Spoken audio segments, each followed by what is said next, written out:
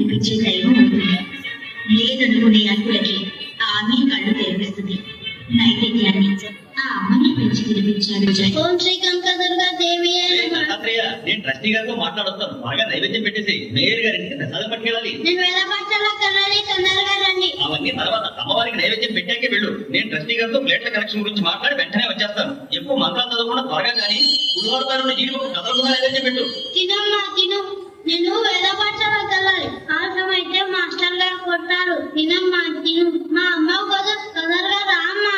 త్వరగా వచ్చి తినకపోతే నేను ఇవాళంతా భోజనం చేయను.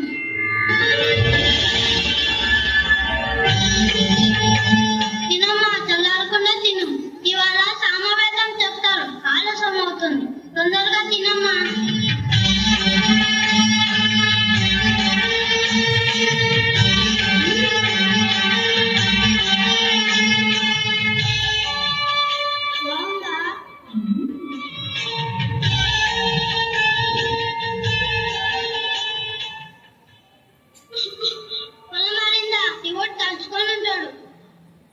నేను దిష్టి తీస్తాను.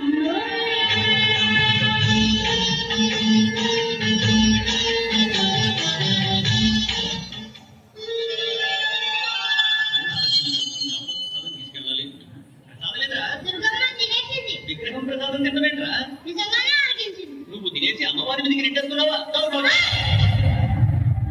ఏంటమ్మా అలా నవ్వుతూ చూస్తున్నావు? కొడుతుంటే తిన్నానని చెప్పు. సాక్ష్యానికి పిలుస్తున్నావు. మాట్లాడవే. తిన్నానని చెప్పు. తిన్నానని చెప్పు. నేను తినేసా అంటున్నాను. నువ్వు తిన్నావని చెప్పు. వచ్చి చెప్పకపోతే నేను వేద మానేసి జంజం తీసేస్తాను. చెప్పు. ఒరే, అమ్మని పులిగోర పెట్టి చెయ్యి కడగడం మర్చిపోయావేరా?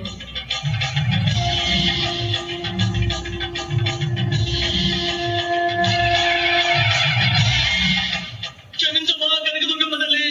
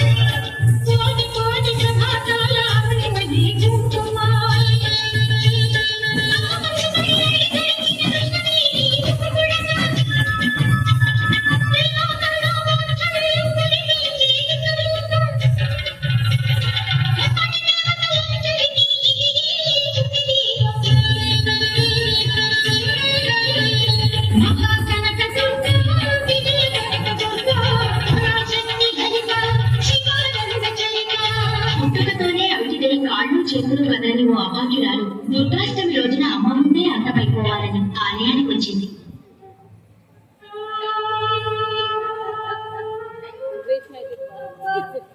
చచ్చిపోవాలి. నాకు బతకాలని లేదు. చచ్చిపోవాలి. నేను చచ్చిపోవాలి.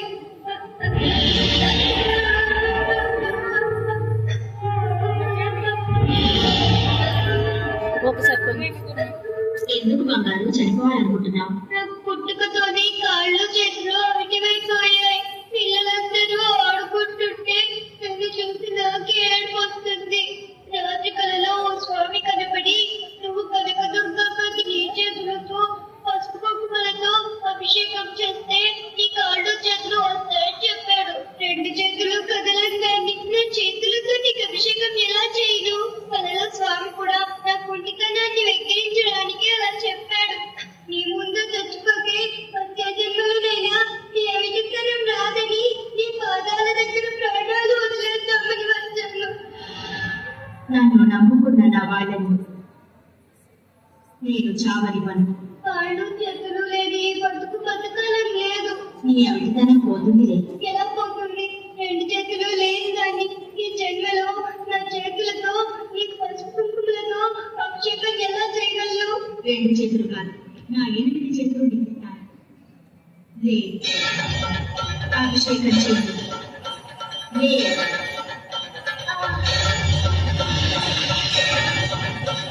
అభిషేకం చేయి.